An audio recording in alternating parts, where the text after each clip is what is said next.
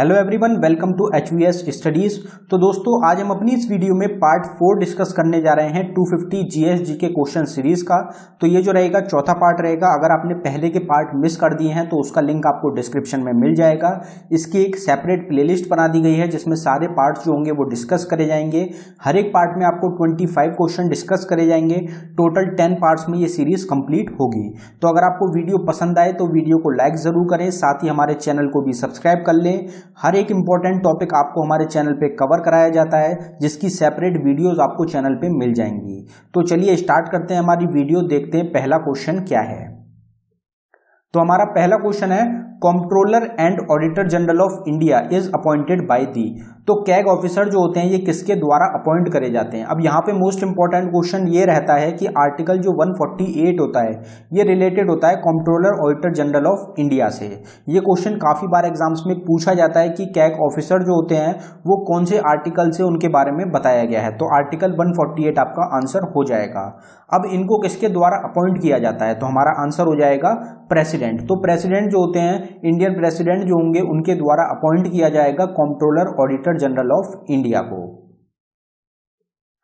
When is the international ozone day celebrated. तो international ozone day जो होता है ये हर साल कौन सी डेट को ऑब्जर्व किया जाता है या फिर सेलिब्रेट किया जाता है। तो हमारा आंसर हो जाएगा 16 सितंबर। आप सबको पता होगा 16 सितंबर को इंटरनेशनल ओजोन डे के रूप में मनाया जाता है। और बाकी और काफी सारे इंपॉर्टेंट डेज होते हैं जो कि एग्जाम्स के लिए मोस्ट इंपॉर्टेंट रहते हैं। जो डेज होते हैं इनके ऊपर काफी क्वेश्चंस पूछे जाते हैं। तो डेज की सेपरेट वीडियो रहेगी जो कि आपको चैनल पे मिल जाएगी, आप उसको भी जरूर देखें। अब आपको टॉपिक्स के लिए कहीं और जाने की जरूरत नहीं है। जितने भी टॉपिक्स होते हैं सबकी सेपरेट वीडियो मिलेगी चैनल पे। उसके लिए एक ऑल स्टैटिक जी के टॉपिक्स के नाम से प्लेलिस्ट तैयार करी गई है जिसमें सारे टॉपिक्स आपको कवर कराए गए हैं। अगला क्वेश्चन देखते हैं हमारा,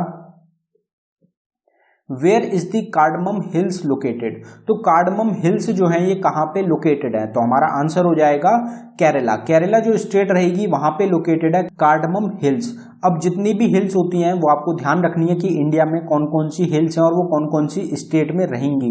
सबसे ईस्ट साइड कौन सी हिल है, सबसे वेस्ट साइड कौन सी है, साउथ साइड कौन सी है, नॉर्थ साइड कौन सी है, कौन सी हिल रहेगी जो कि सबसे ऊंची हिल है, कौन सी हिल है जो कि पानी के अराउंड सिचुएटेड है। तो ये सब क्वेश्चंस होते हैं जो कि हिल से रिलेटेड या फिर रेंजेस से रिलेटेड एग्जाम में पूछे जाते हैं। Where is the tomb of Sher Shah Suri located. तो शेरशाह सूरी जो है उनका जो टॉम्ब है, उनका जो मकबरा है वो कहाँ पे लोकेटेड है। तो हमारा आंसर हो जाएगा सासाराम। सासाराम जो जगह रहेगी यहाँ पे टॉम्ब रहेगा शेरशाह सूरी का। अब सासाराम जो जगह है ये कहाँ पे रहेगी, तो बिहार जो स्टेट रहेगी इंडिया की वहां पे रहेगी शेरशाह सूरी का टॉम्ब जो कि जगह रहेगी सासाराम। आपको कभी कभी ऑप्शन में स्टेट भी मिलती है और कभी कभी आपको सिटी भी मिलती है। तो आपको दोनों चीजें पता होना चाहिए, सिटी भी पता होना चाहिए और स्टेट भी पता होना चाहिए। Which is the highest point in the Aravalli range. तो अरावली रेंज की पूछी गई है आपसे। अब आपको यहाँ पे ये बात याद रखनी है, हमने कल डिस्कस करा था कि सबसे ओल्डेस्ट रेंज जो है वो इंडिया की कौन सी है। तो सबसे पुरानी जो रेंज रहेगी या फिर जो हिल रहेगी इंडिया की वो रहेंगी अरावली हिल्स। अरावली हिल्स जो है, अरावली रेंजेस जो है ये इंडिया की सबसे पुरानी रेंज, सबसे पुरानी रेंजेस या फिर हिल्स हैं। अब अगर अरावली हिल्स की बात करी जाए तो इसका हाईएस्ट पॉइंट क्या होता है। रिपीटेड क्वेश्चन है तो हमारा आंसर हो जाएगा गुरु शिखर। गुरु शिखर जो है ये हाईएस्ट पॉइंट है अरावली हिल्स का या फिर अरावली रेंजेस का। When was the right to property removed from the list of fundamental rights। तो फंडामेंटल राइट्स आपने पढ़े होंगे, उसमें राइट टू प्रॉपर्टी जो है इसको रिमूव कर दिया गया था, इसको हटा दिया गया था। तो ये जो है कौन से साल में रिमूव करा गया था फंडामेंटल राइट्स से। तो हमारा आंसर हो जाएगा 1978। तो 1978 में राइट टू प्रॉपर्टी को फंडामेंटल राइट्स के अंदर से हटा दिया गया था इंडियन कॉन्स्टिट्यूशन में। तो ये आपको याद रखना है। अगला क्वेश्चन देखते हैं, the Todas are one of the major tribes found in.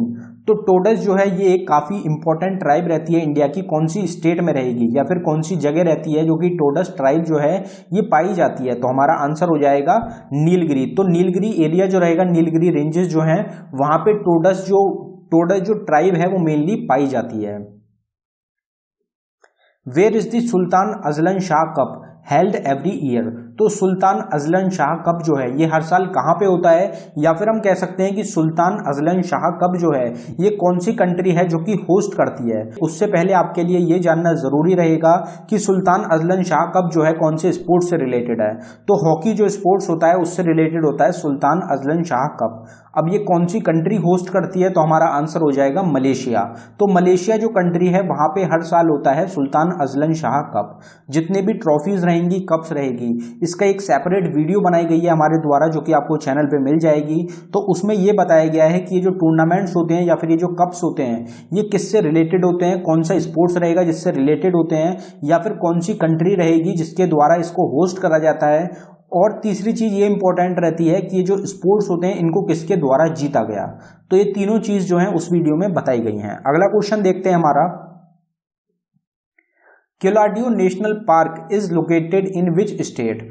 तो क्योलाडियो नेशनल पार्क कौन सी स्टेट में रहेगा, भारत की। नेशनल पार्क की भी सेपरेट वीडियो मिलेगी आपको चैनल पे। जितने भी क्वेश्चन होंगे हर एक क्वेश्चन की सेपरेट वीडियो मिलेगी, तो आप जरूर देखें। क्योलाडियो नेशनल पार्क कहाँ पे है, तो हमारा आंसर हो जाएगा राजस्थान। राजस्थान जो स्टेट रहेगी वहां पे लोकेटेड है क्योलाडियो नेशनल पार्क। अब राजस्थान में भी जगह रहेगी एक भरतपुर। भरतपुर जो जगह है वहां पे रहता है क्योलाडियो नेशनल पार्क। इसी वजह से क्योलाडियो नेशनल पार्क को भरतपुर बर्ड सेंचुरी के नाम से भी जाना जाता है।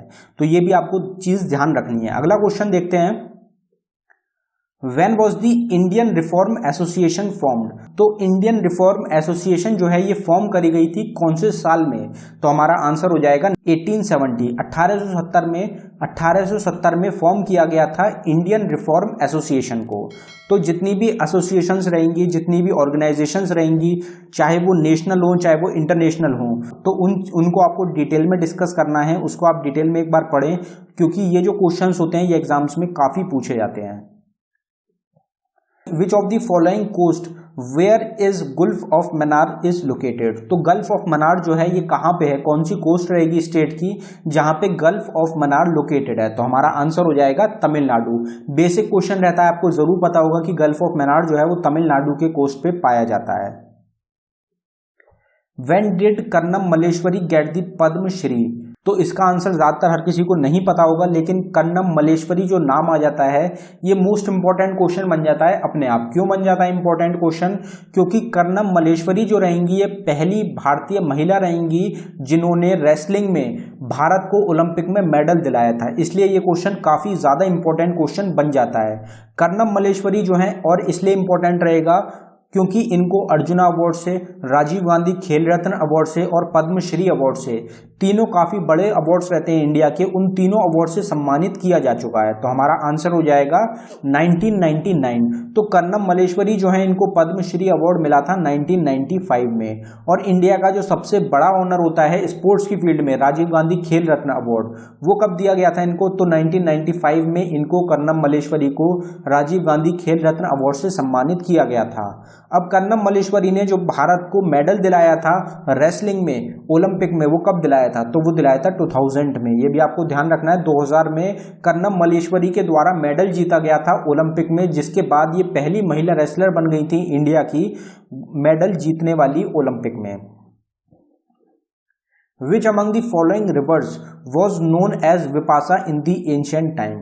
तो पुराने टाइम में कौन सी रिवर रहेगी जिसको विपासा के नाम से जाना जाता था, तो हमारा आंसर हो जाएगा बीज रिवर। बीज रिवर जो है इसको विपासा रिवर के नाम से जाना जाता था एंशिएंट टाइम में। अगर हम हमारे पुराने टाइम की बात करें तो उस टाइम में बीज रिवर को विपासा रिवर बोलते थे। और भी काफी सारी रिवर्स होती हैं, उनके एंशिएंट नेम्स होते हैं, वो भी एग्जाम्स में कभी कभी देखने को मिलते हैं। The first Commonwealth game were held in, तो पहले कॉमनवेल्थ गेम्स जो हुए थे वो कहाँ पे हुए थे। अब पहले कॉमनवेल्थ गेम्स हो गए, एशियन गेम्स हो गए, काफ़ी सारे अलग अलग टूर्नामेंट्स होते हैं, तो उनके जो पहले होते हैं एक तो वो इंपॉर्टेंट रहते हैं कि फर्स्ट गेम जो हुआ था वो कहाँ पे हुआ था, वो इंपॉर्टेंट रहता है। तो कॉमनवेल्थ गेम्स की अगर बात करी जाए तो पहले कॉमनवेल्थ गेम्स कहाँ पे हुए थे, तो हैमिल्टन जो जगह रहेगी कनाडा में, वहाँ पे पहले कॉमनवेल्थ गेम्स हुए थे। तो ये आपको ध्यान रखना है। तो पहले जो कॉमनवेल्थ गेम्स हुए थे उसमें भारत ने भाग नहीं लिया था, तो कौन सा साल रहेगा जिसमें कि पहले कॉमनवेल्थ गेम्स हुए थे, तो हमारा आंसर हो जाएगा 1930। 1930 में पहली बार कॉमनवेल्थ गेम्स हुए थे। कहाँ पे हुए थे, तो हैमिल्टन कनाडा में हुए थे पहली बार कॉमनवेल्थ गेम्स 1930 में। What is the name of the southern most hill range in India. तो ये क्वेश्चन अभी हमने पीछे ही डिस्कस करा था, इसका जो आंसर रहेगा वो हम पीछे बता चुके हैं आपको। तो हमारा आंसर हो जाएगा कार्डमम हिल्स। तो कार्डमम हिल्स जो है ये कहाँ पे कौन सी स्टेट में है, ये हमने पीछे डिस्कस करा था। तो ये रहेंगी केरला स्टेट में। तो अगर आप बिल्कुल साउदर्न मोस्ट पार्ट में चले जाएं तो वहां पे जो कार्डमम हिल्स हैं ये पाई जाती हैं, जो कि सदर्न मोस्ट हिल रेंज है इंडिया की। With which game was K D. Jadhav associated. तो के.डी. जादव जो थे ये कौन से गेम से रिलेटेड थे या फिर एसोसिएटेड थे। तो हमारा आंसर हो जाएगा रेसलिंग। तो रेसलिंग जो गेम होता है उससे रिलेटेड थे के.डी. जादव। जितने भी स्पोर्ट्स रिलेटेड पर्सनैलिटीज होते हैं वो कौन से स्पोर्ट्स से रिलेटेड है, ये क्वेश्चन भी एग्जाम्स में देखने को मिलते हैं। Ganga river in Bangladesh is called. तो गंगा जो रिवर है, जो कि होली रिवर है इंडिया की, उसको बांग्लादेश में किस नाम से जाना जाता है। तो हमारा आंसर हो जाएगा पद्मा। तो पद्मा रिवर के नाम से जाना जाता है गंगा रिवर को बांग्लादेश के अंदर। Who has become the head of the emergency management plan group to tackle कोविड-19 सिचुएशन। तो हमने आपको पीछे एक बार बताया था कि इमरजेंसी मैनेजमेंट प्लान ग्रुप जो है ये बनाया गया है कोविड-19 की सिचुएशन को हमारे देश में टैकल करने के लिए, उससे लड़ने के लिए। तो ये जो इमरजेंसी मैनेजमेंट प्लान ग्रुप बनाया गया था इसको अभी करंट टाइम में हेड कौन कर रहा है। तो हमारा आंसर हो जाएगा वीके पॉल। वीके पॉल को हेड चुना गया है इमरजेंसी मैनेजमेंट प्लान ग्रुप का, जो कि कोविड-19 सिचुएशन को टैकल करेगी। Which of the following pass links the Srinagar to Leh. तो श्रीनगर को लेह से कौन सा पास है जो कि जोड़ता है। तो आपको पता होगा, पहले भी डिस्कस कर चुके हैं हम, एग्जाम में पूछा गया था। आरआरबी एनटीपीसी का जो एग्जाम हुआ था पीछे दिसंबर जनवरी में, उसमें कुछ जो शिफ्ट रही थी उसमें ये क्वेश्चन 3 से 4 बार पूछा गया था। तो हमारा आंसर हो जाएगा जोजिला पास। जोजिला पास जो है ये कनेक्ट करता है श्रीनगर को लेह के साथ। PM Modi announced free education other benefits for kids who lost parents to कोविड-19। तो ये क्वेश्चन एक रहेगा, इंपॉर्टेंट क्वेश्चन है। तो जो बच्चे रहेंगे, हिंदुस्तान के जो बच्चे हैं जिन्होंने अपने माँ बाप जो है वो कोरोना वायरस की वजह से खो दिए हैं, उनको उनके लिए प्रधानमंत्री मोदी ने एक अनाउंसमेंट करी है कि एक तो उनको फ्री एजुकेशन प्रोवाइड कराई जाएगी और कौन सा बेनिफिट रहेगा जो कि उनको दिया जाएगा, कितने रुपए का बेनिफिट रहेगा जो उनको मिलेगा। तो हमारा आंसर हो जाएगा ₹10 लाख फंड। तो हर एक बच्चे को 10 लाख रुपए का फंड जो है, जो कि किस फॉर्म में होगा, तो एफडी जो होती है फिक्स डिपॉजिट, तो फिक्स डिपॉजिट की फॉर्म में 10 लाख रुपए जो है हर एक बच्चे को दिए जाएंगे जिन्होंने अपने माँ बाप को खो दिया है कोविड-19 की वजह से। तो ये अनाउंसमेंट करी गई है प्रधानमंत्री मोदी के द्वारा। Who has recently written the book मसीहा Modi A Tale of Great Expectations। तो मसीहा Modi A Tale of Great Expectations जो बुक है ये किसके द्वारा लिखी गई। तो हमारा आंसर हो जाएगा तवलीन सिंह। तवलीन सिंह जो है ये ऑथर रहेंगी बुक की, जिसका टाइटल रहेगा मसीहा Modi A Tale of Great Expectations। India's organic food products export raised how much % in 2020-21। तो ये भी एक काफी इंपॉर्टेंट क्वेश्चन रहेगा, इसमें काफी अच्छा रेस देखने को मिला है।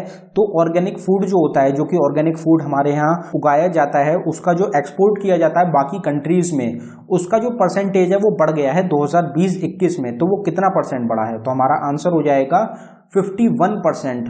तो दोस्तों 51% का जो एक्सपोर्ट है ऑर्गेनिक फूड का इंडिया के द्वारा वो बढ़ गया है 2020 और 2021 में। तो ये काफी इंपॉर्टेंट क्वेश्चन रहेगा। अगर 2019 और 20 की बात करी जाए उसमें 17% का एक रेस देखने को मिला था, लेकिन अब इस टाइम पे कोरोना वायरस भी चल रहा है, उसके बावजूद जो एक्सपोर्ट है वो और ज्यादा बढ़ गया। 51% जो एक्सपोर्ट है इंडिया का ऑर्गेनिक फूड का वो बढ़ गया है 2020 और 21 में। Which is the largest river island in the world.